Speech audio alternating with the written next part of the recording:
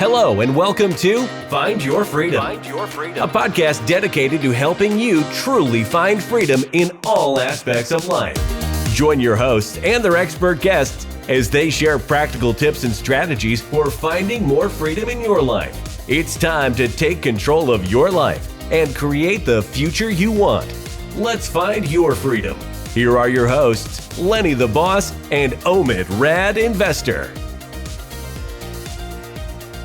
Boom, boom, boom. How's everybody doing today? We are back with another fantastic episode of Find Your Freedom. And you know, we don't do guests here, we do friends. And before I announce who we have on next, which I'm telling you, you better be tuned in to this episode. But we have an absolutely free downloadable gift for you. It's easily downloadable. All you have to do is go to www.findyourfreedomrei.com/freedom kit. Once again, www.findyourfreedomrei.com/freedom kit. All right. So our next guest, right? I just want everybody to sit back and think. All right. When you think about short-term rentals, when you think about mid-term rentals, or hey, when you think about any rental, the biggest thing that you think about is what? Design. And that's is 100% needed for that specific market, for anything that you're trying to do, because the objective here is that you want to get as many guests in at that highest rate as possible. So when you think of that, you got to think of this one lady. All right. And this one lady is who we have on our guest, who's going to straighten you out. So make sure that you're sitting down, you're listening. Make sure that you have a pen and a pad, take down all of her information, all the game that she's going to give, because y'all know she's going to give us some game, right? And then, you know, you want to make sure you get in contact with her. All right. So let's welcome and give a big welcome to our girl, Breanna Williams. How are you? Wow, that was awesome. Your energy is contagious. It's great, but I'm great. Thank you for having me. Fantastic. Hey, we're super excited for having you. And like I said, you know, design in this world is everything. So before we jump into anything, if you don't mind, can you just give a little background on yourself? Absolutely. So I have a degree in interior design. I kind of knew, I'd say I was about 12 when I found out or I should say when I really decided that that's what I wanted to do with my life.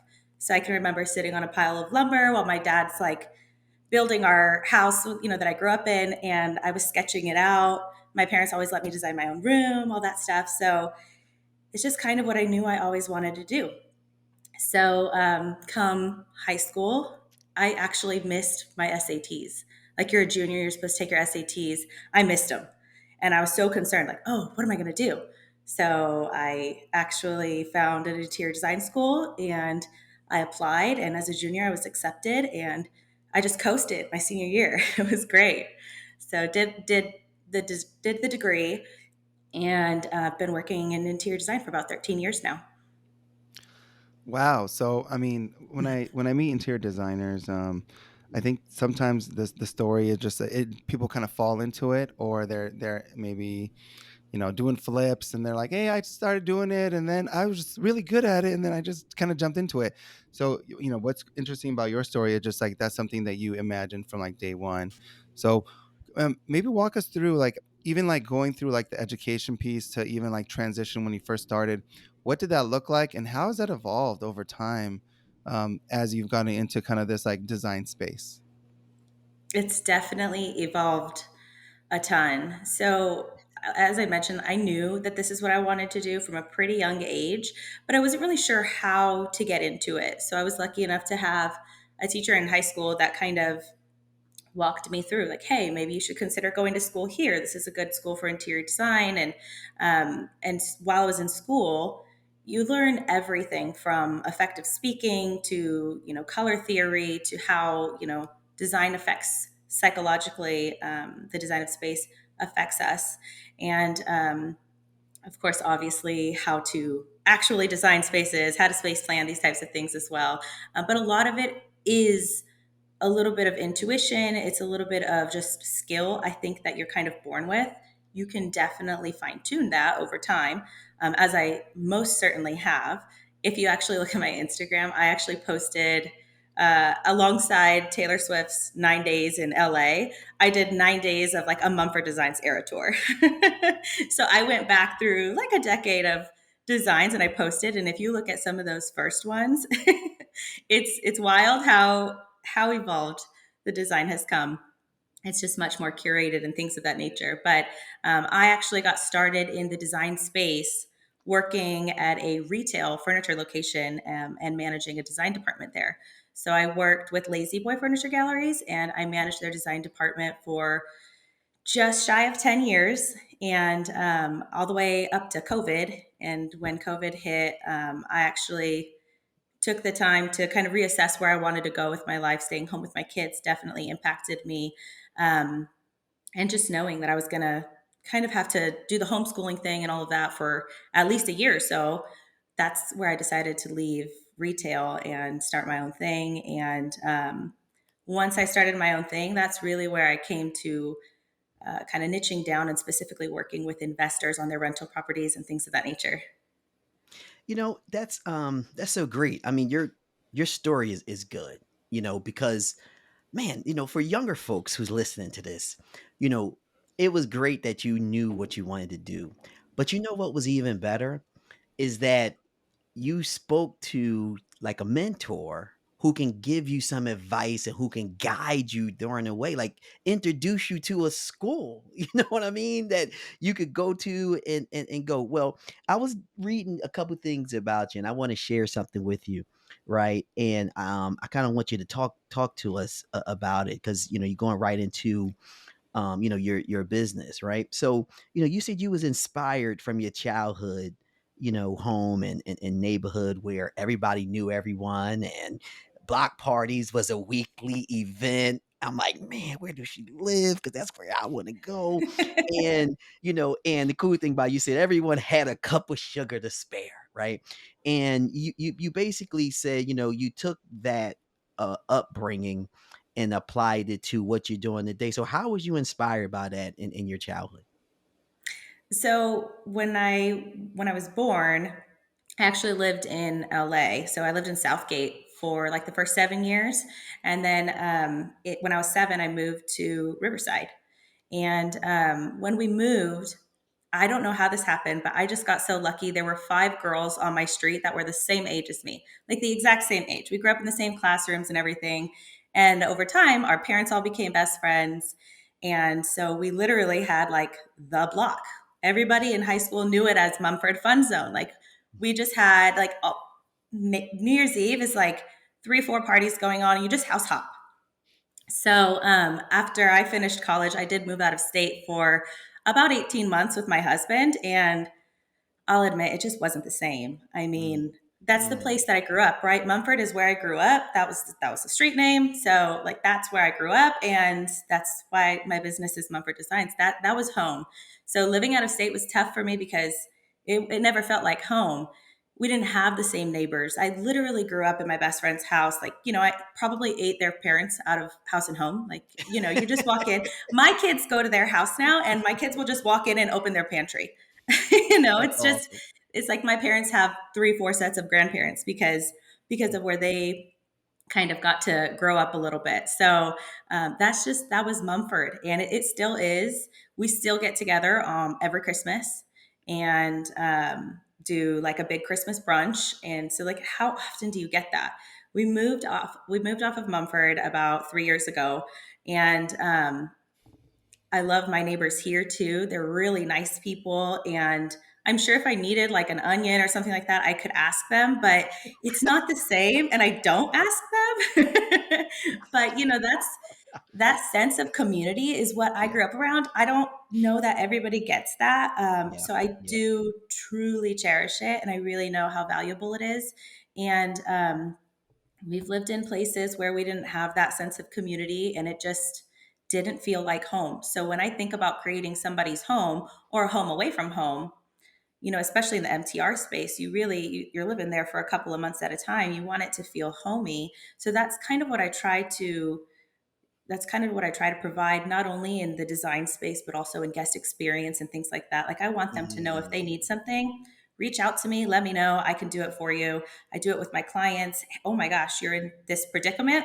Let's figure out what we can do together to get you out of it. Like I want you to be successful as much as possible.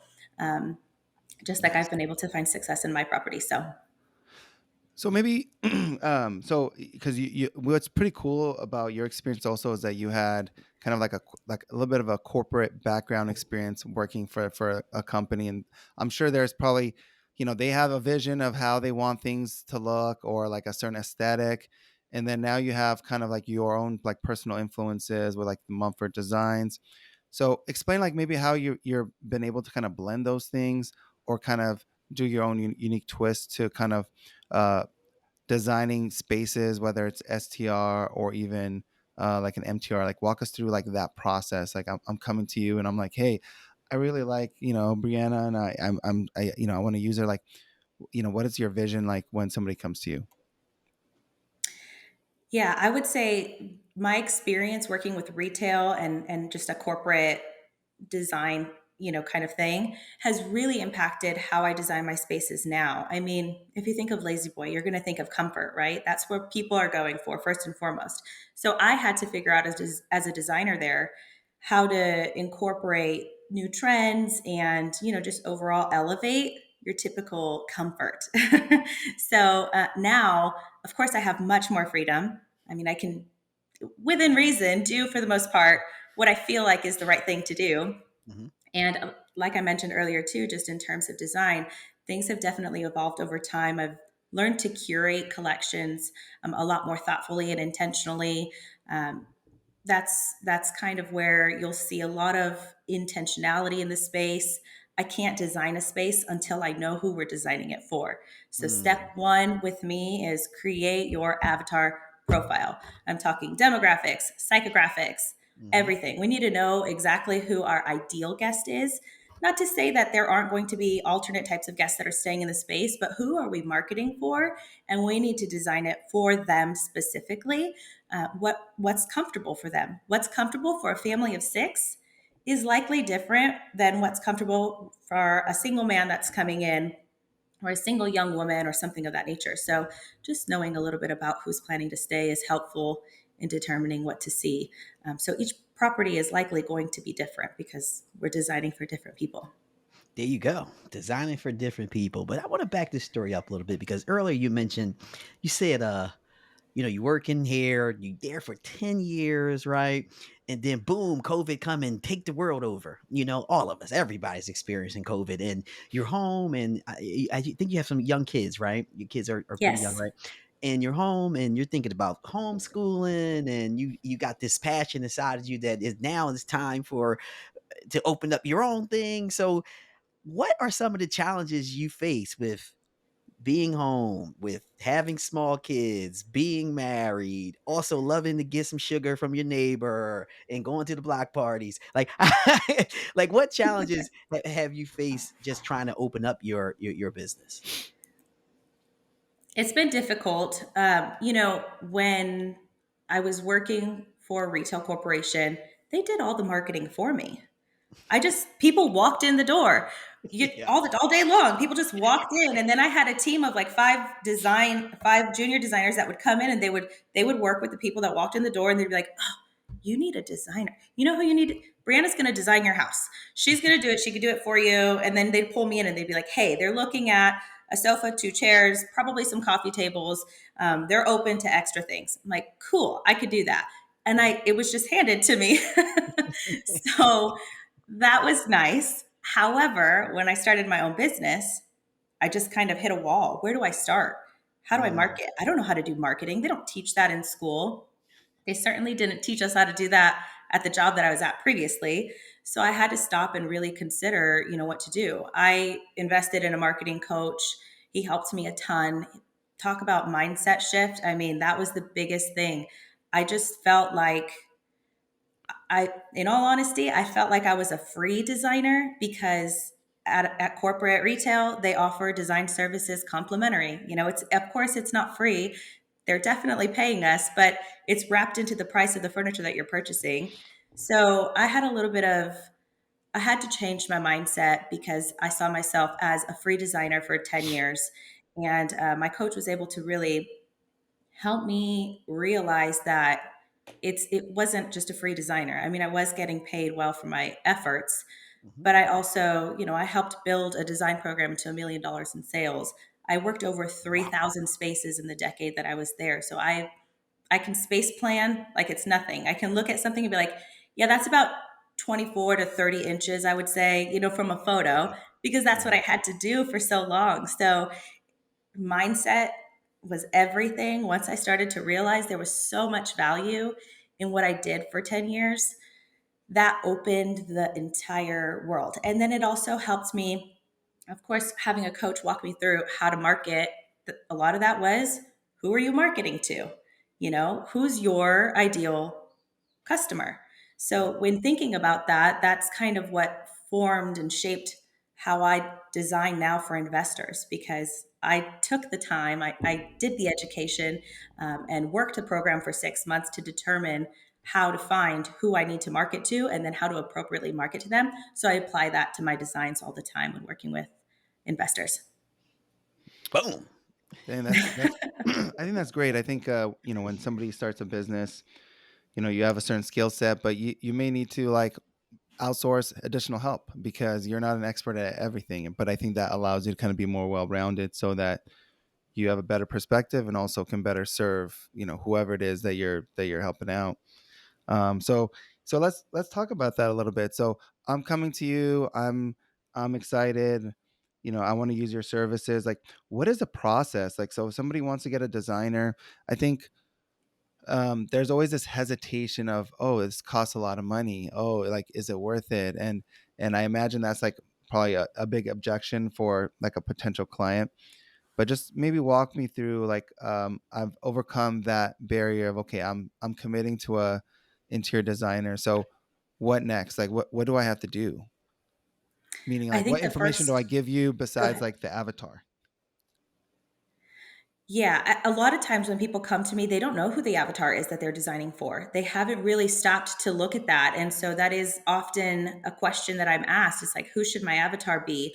I have so many options in the midterm rental space. People are like, should it be travel nurses? Should it be insurance relocations? And I'm like, well, first of all, stop. Let's start with square one, which is, well, maybe not stop, right? Just pause. Pause for a moment. I like the attitude. Stop. Stop. Wait a minute. That was sassy. It's just pause for a sec and let's go back to square one. I prefer to allow the market to dictate who our avatar should be. So we don't just go all willy nilly and say, oh, I know who I want my avatar to be. I used to be a nurse. I want to cater to nurses. But your property is, maybe it's 3 bedrooms and 1 bathroom. I don't know. That's an exaggeration, but likely nurses aren't going to want to share 1 bathroom. They're going to want their own restroom. So if the property doesn't really dictate that specific avatar, then that's going to kind of nix that. We need to find another route. So obviously, if your property is next to a lot of hospitals, that could be a consideration. If the home is set up well for a nurse, then we could consider that avatar. However, if you're 30 minutes away from a hospital, that's probably not a great idea.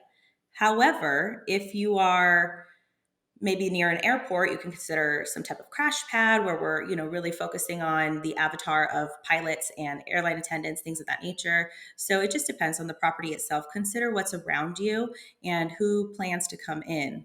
On the flip side, if you're looking at insurance relocation claims, a lot of times the people that are staying at your property are people from the same neighborhood. So who's in the neighborhood? What does the population look like? Are they older? Are they younger? Are they families? Sometimes even going down into whatever culture is most popular in that particular neighborhood, because then you can set up your property to really make it feel homey and welcome to them. That's great. That's great. That's great. Avatars are very important. We totally know that and understand. But you're dealing with regular Joe people, right? You're dealing with, individuals with backgrounds that's in cooking. You're dealing with individuals with backgrounds that might be in the medical field, financial field, and you spring up this avatar word on them, right? I know they look at you with the big eyes because they like, what in the world is avatar? Do you have like some type of template or walkthrough on how to help? Because the first time I saw an avatar slip, I was looking at this and I balled it up. I'm being brutally honest. I balled it. I'm not dealing with this person. Asking me too many darn questions. So how do you walk people through that process? Yeah, I try to make it as simple as possible. I start with a property audit. So every time I work with a client, we start with property audits. And the property audit is me taking the address and doing a little bit of research ahead of time. I frequently will use the enemy method just to kind of go in and look at the comps in the area to determine maybe who they're setting up their properties for, or potentially it might be that nobody is really setting up the property for anybody specific, which really leaves a gap in the market for us. So I do a lot of the research for my clients, and then I'll also go into what's around the property, and I'll help to kind of guide them on which type of avatar we want to design for. So sometimes there are multiple avatars, so I'll advise them on different options. This avatar would likely be willing to pay between this much and this much. This avatar may be more interested in a luxury property. This is a great avatar for a property if our budget is a little bit lower. And that's how we kind of try to craft who the avatar is. And then knowing who the avatar is will lead us into budget. So the property audit is it's step one. It's market analysis, guest avatar analysis, and then a comprehensive design consultation, typically on site or virtually. Nice. All right, cool. So we did the audit. So we got this avatar identified. We did the audit. Now let's just say we set up some sort of budget. Um, I know different designers, they may source their furnishings from different places. So walk us through that. Like walk us through like the process, because I've worked with a designer where it was strictly digital. We just went on like Amazon or like some of those like major retailers, and there's some that furniture comes right away, and then there's some that maybe it's like weeks later or like a month, 6 weeks later. So let's just say hypothetically, I have a project, and let's say it's in 2 weeks. Are you able to then source furnishings in like a shorter time span just to kind of get the project up and running? Yeah, absolutely. So there are industry trade shows, such as what we call World Market in Las Vegas or High Point Furniture shows, where wholesalers and manufacturers and even some retailers come in and they build these gorgeous showrooms with all of the new trends. And I prefer to go just to Las Vegas because it's local. And a lot of our local here in Southern California, a lot of our local retailers, wholesalers are at that show. So I get to walk their showroom, connect with those reps. And then when I have a project that's on a super tight timeline, I have a list of local wholesalers and distributors that I can go to. I can source it. A lot of their items I'm already super familiar with. I've already seen them because I was in the showroom. So I just email my rep and I say, this is what I need. Is it in stock? Or they'll send me an in-stock list and I'll source specifically from there. Order it, put it on will call. My receiving team can go the very next day, pick it up, and then it takes about 48 hours to have it delivered. Wow. Sheesh, look at you. Sign me up. Boom, boom, Where do I boom, sign boom, up here? boom. Yeah. I know. Like, all right, let's cut the conversation. Let's get to the point. Yeah. Jesus, There, girl. there That's are how you do it? options. You That's know, how you doing over there? I prefer to work with these companies because we can get furniture that's not on Wayfair, that's not on Target. So it's going to be something totally different than everybody else has in their unit. So if we can go a little bit custom, I think it's beneficial for us to do so because it's automatically setting us apart. Then when you couple it with really designing and crafting your space for a specific guest avatar, and then you're marketing in the right areas because you know who you're marketing to, like it's just setting your property up for success. It's setting your business up for success. And at the end of the day, that's what these properties are. They're a business. So, I mean, we gotta set it up for success. Got to set it up for success. All right, let's walk this story now. We got the avatar thing going. We did the audit, right? You're the bomb.com and you get everything on time. So I'm assuming this part of the business is free, right? So the next part is, okay, how do we get to this pricing part? So like how did that work? Because I'm sure I'm not in your business at all, but I'm gonna talk about me, right? And you know, nobody really try to spend thousands and thousands and thousands of dollars, even though we know we have to. So, how do you come up with that budget, or do you ask them up front, or do you give them, okay, here's a design that costs you 15,000. Here's a design that costs you 30,000. Here's a design that costs you 122,000. Like how does that that part work? Based off of the resources that I've accumulated, I can kind of go through and tell you room by room what your budget would look like, kind of low, medium, high end. So I do have a couple of resources that are, I would say, medium low, like the lower end of medium quality. I don't necessarily have specific resources for just flat out low quality items because I don't believe in putting low quality items Don't do it. into any property. I mean, if you're going to invest in a business, do it the right way, is my opinion. And at the end of the day, I just want to touch on something you mentioned. You mentioned something being free. I hate to use the word free. I have a Okay. little bit of an association with that word, Uh-oh. but I just want to say luxury design is not a commodity. It is just a luxury. So having somebody else come in and use their expertise to design your space, it's not inexpensive. You're going to have to choose how much you want them to provide for you, and the time is going to have to be paid for at some point or another. So somebody like me who's had over 10 years experience, I've been in the field for 13 years. I have gone to these events. I put myself out there. I work with coaches, and then you can take advantage of my education.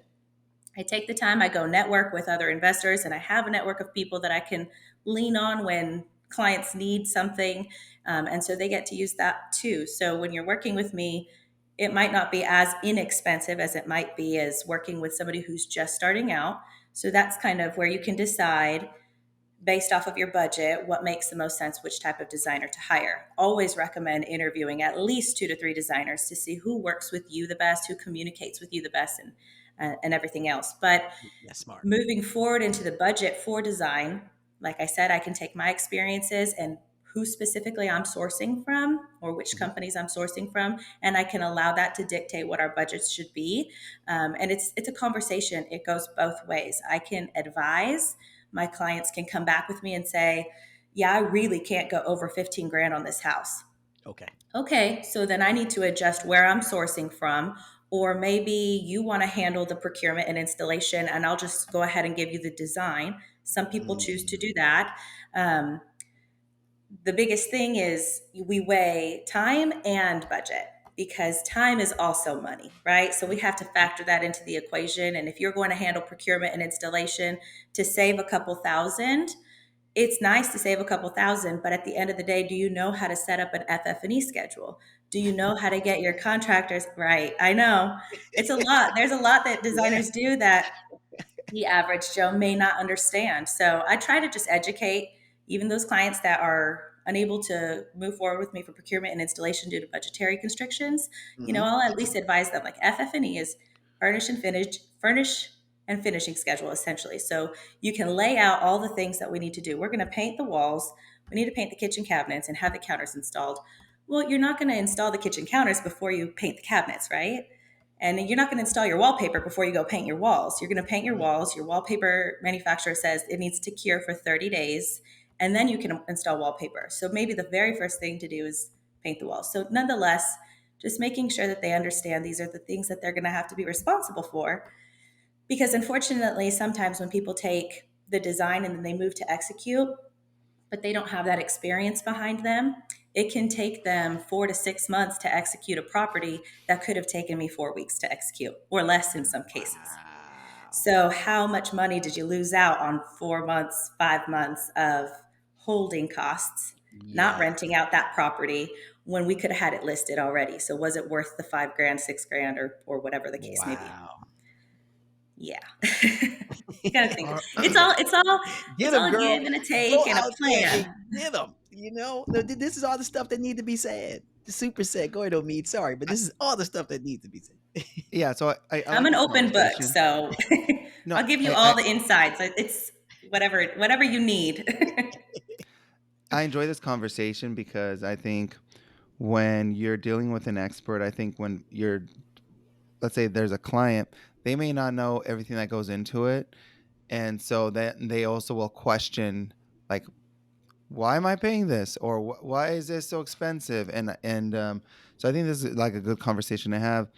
Now, what about like design? Because I think sometimes there can be disagreements. Like, so you're the expert, but then I come in and I think I'm the expert. Where let's just say you design something, and then I come in and go, well, I don't like that, or can we switch that?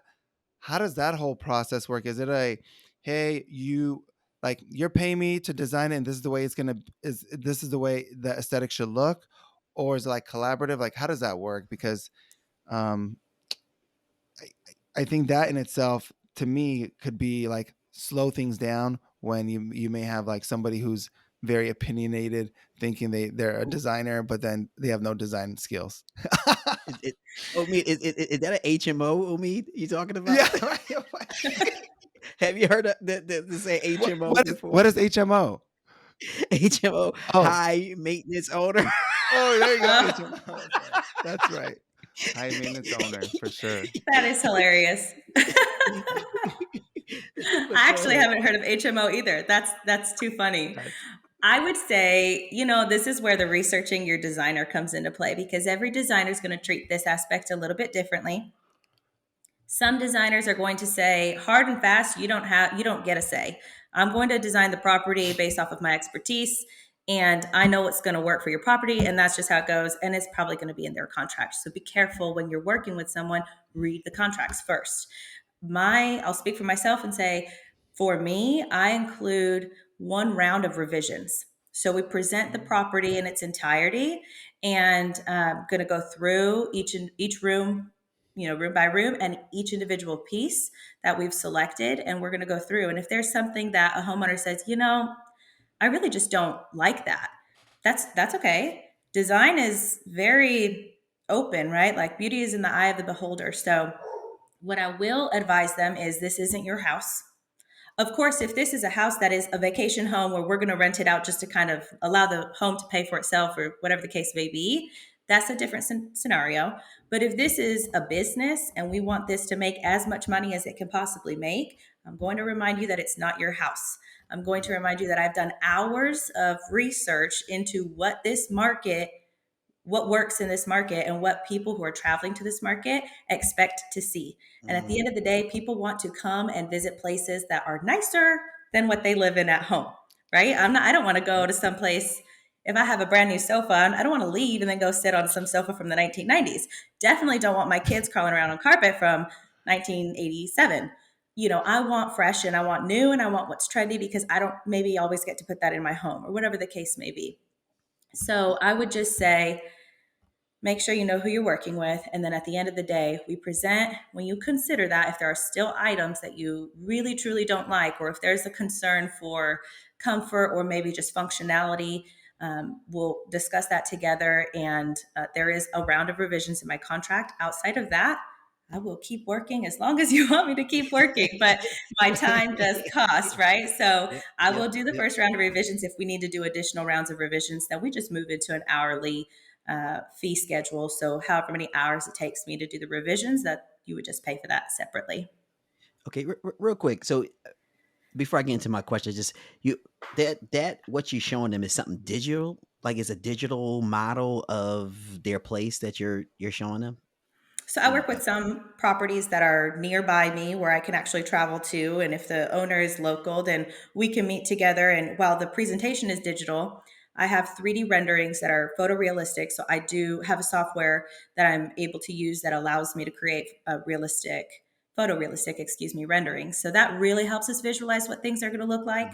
And then I also use design boards and things of that nature to see how the physical pieces that we're purchasing are going to layer together, which is digital. And then if we're working in person for the presentation, I generally will have quite a few samples out as well. So I might have the fabric sample, the tile sample, the flooring, the cabinets, that kind of thing. Okay. Okay. So, I was watching this reel, and I'm not gonna name the show. I don't want the show coming down on Find Your Freedom, come shut us down or anything like that. Or me to kill me. He'll fly over here and like, how can you do this? So I'm not gonna name the show. But it was a makeover, and the lady was I think she was renting, and she came in and they made the whole place over. And I got to say, she was very highly disturbed. And I was looking at the place saying to myself, "Oh my God, that place is not that good looking either." And they put a lot of work into this. And I'm thinking of you right now. I'm thinking you come, you show this design, you put, because you're thorough. You can hear it in your voice, right? And how you communicate and how you talk. So, and I can see in your background that you're very thorough, right? And so you put all that work in it, and someone come and they like, no, not happening. They just got a total different outlook and taste.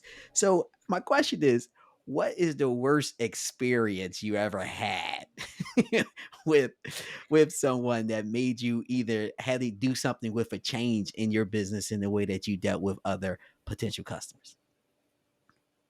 I don't know if I would say I've had a worst experience. I mean, I guess at some point I must have.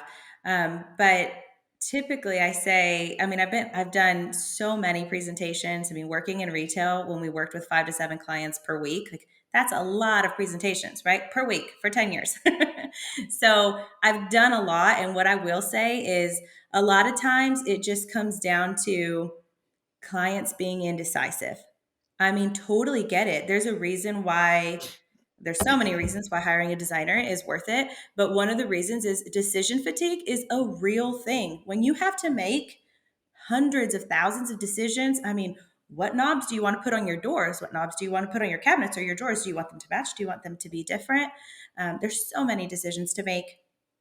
And sometimes that can be difficult to kind of move through. So when you're working with a designer, I always tell people, like you said, Lenny, it's like, I have done the due diligence. I promise I would not put anything into my presentation that didn't have exceptional reviews. I knew the quality. I could tell you that it was going to be a good, item for your property. However, yeah, sometimes there are things that people just don't like. The funniest thing I would say is when I worked with retail and I would present people, usually we were out of a catalog. So this was like 10 years ago, 12 years ago. So I'm presenting out of a catalog. Let's just say one catalog has thousands of rugs in it, and I've selected one rug. It probably took me 1 to 2 hours just to pick out the rug, right? So I would present, I'd show them the whole design, and somebody would say, I just don't think I like that rug.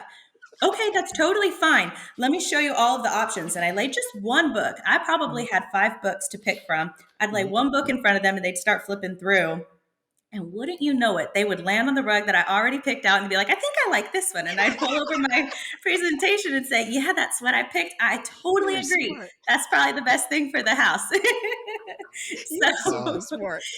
that's the funniest thing I could say. But I try really hard to listen to my clients. I try really well to vet them, their wants, their needs. And then now we're digging in with working with investors. We're really digging into what their guests are wants, what their wants and needs are, of their guests. And so knowing that ahead of time, there aren't too many times that I get to a presentation and people are like, yeah, that's not going to cut it for me. In fact, in most cases, people are like, they glance at it and they're like, okay, cool. It's in my budget. Go for it. Just go get it situated, get it ready. But sometimes there are people that look at it and they go, well, at the end of the day, this is my house. I own it. I want it to reflect my personality and things of that nature. So sometimes when there's a little bit more personal decisions involved, there can be a revision or two. So I guess just kind of go along those lines. If I'm doing the shopping, I want to be a ideal customer for an interior designer. How should I prepare, or what are things that I should do that are best practices to be like a good client? Oh, that's a good one. I That's a haven't really great thought of it from that perspective. You know, as a designer, I would say my favorite clients are the ones that just trust me. They see the value in what it is that I'm offering them. And so they're able to say, we know you're going to do what's right for our property and for our business. So we're just going to go ahead and go with what you think is best. I don't prefer for clients to shop while I'm shopping. And the reason why is a lot of times then we have duplicate items. What you select may not necessarily work out with what I had. So then I have to adjust things. Like it could be as simple as, you were at Home Goods and you had a killer deal on this lamp. So I went ahead and bought it.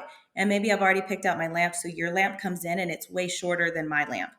Now I have to pick out a new end table because I need the height to be right so that the light is not, glaring someone in the eye, or it's just illuminating the task area efficiently. So it is in my contract for my clients not to shop while I'm shopping. Once the design is complete and I pass that over to them, of course, there are adjustments that they can make if they feel like they need to, especially if they're doing their own procurement, their own purchasing and things of that nature. But in most cases, I would just do the purchasing for them. So really, it's the more hands off, the easier it is for me to do my job because I can move as quickly and efficiently as I'm able to. Gotcha. One stop shop. One stop shop. So, one of the things you think about when you're getting the interior designer, you're like, okay, um, I want to be able to charge, right, the most per night, if we talk about short term rentals. Do you keep some type of stat book on all your previous clients where you can say, hey, I have a client A here, client Omid here. He came to me, he said, look, man, I suck, right?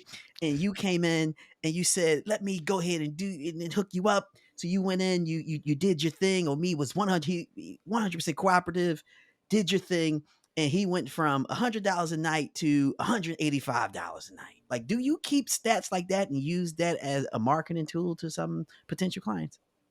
I try to follow up with some of my clients to determine where they're at in their property. A lot of my clients, it's like this is their first property, or maybe it's a brand new property. So there's really no comparables to go off of outside of like where they're landing in the market. What does their occupancy look like? And overall, just what are they able to bring in per month? In most cases, I do work with a lot of midterm rental investors. So we are looking at monthly rates and things of that nature.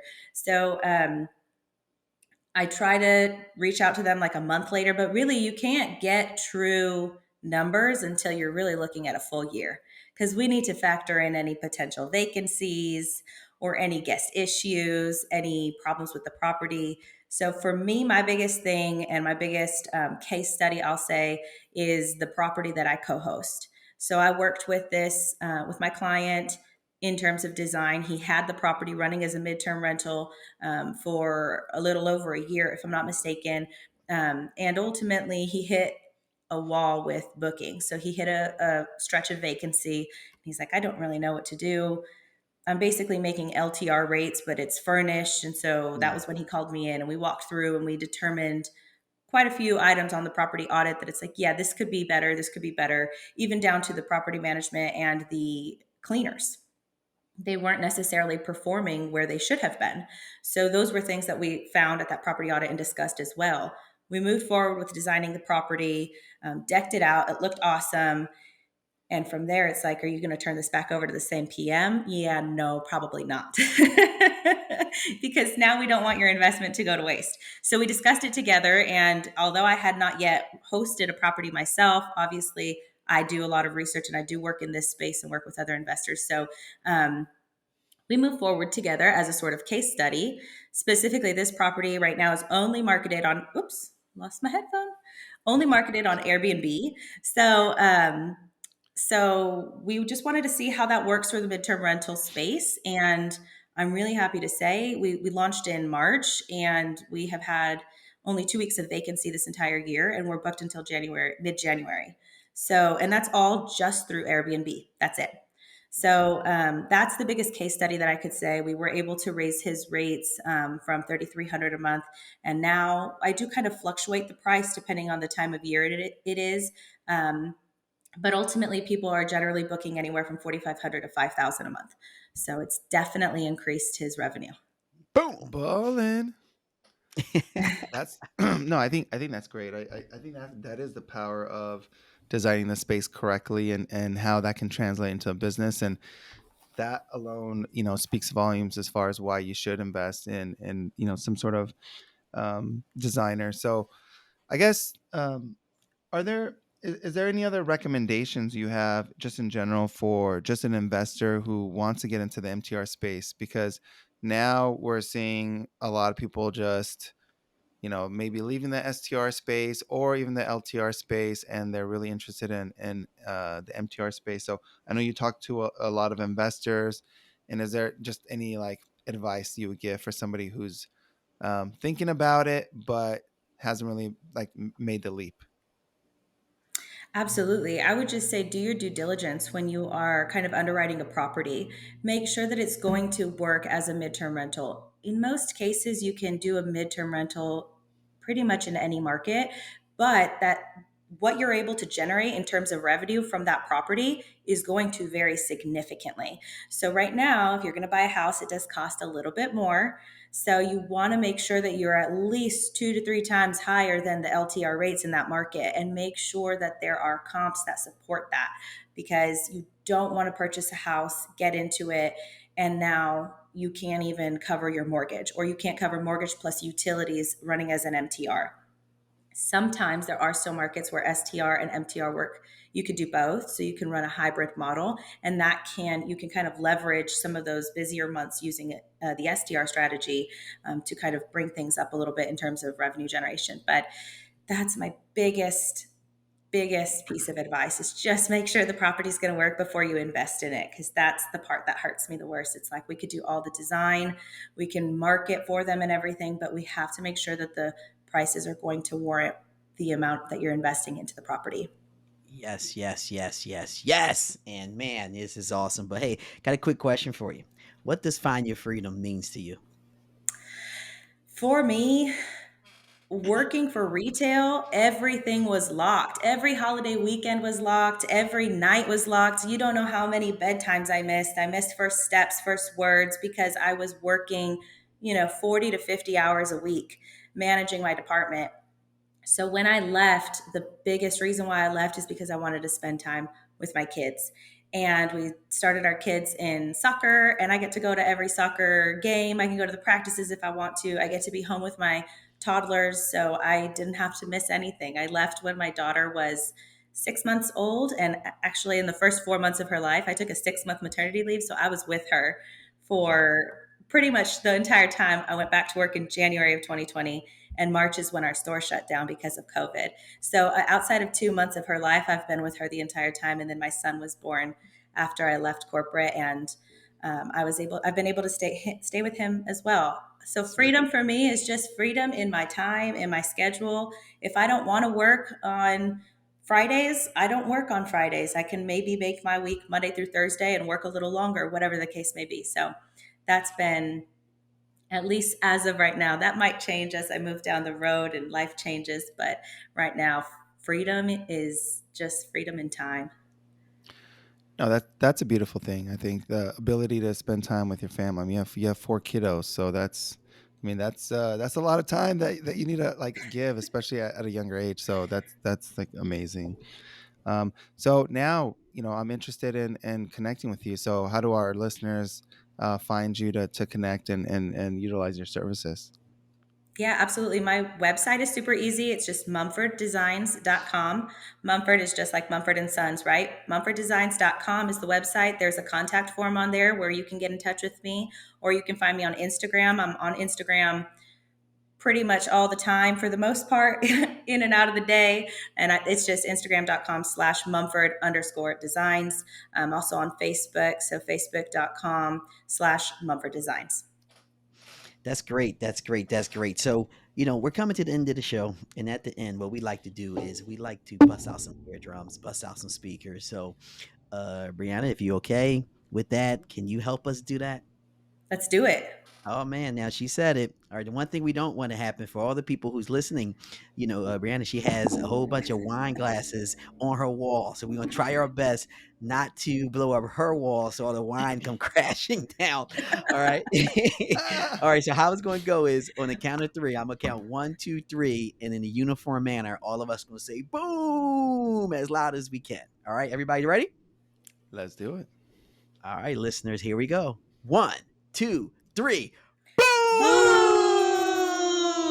Boom! Awesome, awesome, awesome, awesome, awesome. Check this out. We just had another fantastic friend that joined us. And one of the most important things when it comes to midterm rentals, when it comes to short term rentals, is design. And if you are not working with Breanna Williams, and I'm telling you right now, I don't know who you're working with. She's thorough. She knows what she's doing. She does the research, and she's going to ensure that you make sure that you have what you need in your place so you can get the best occupancy rates as well as the best price, for the place, because that's exactly what we want.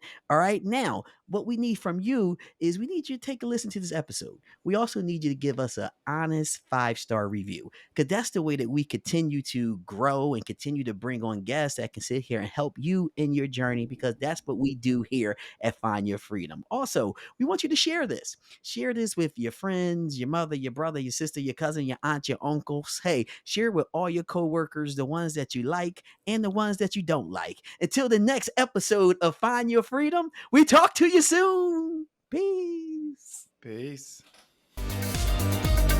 Thanks for listening to Find Your Freedom. Be sure to subscribe wherever you listen to podcasts. While you're at it, please help us spread the word by leaving a rating and review and sharing the podcast with friends, family, and colleagues. Until next time, get out there and find your freedom.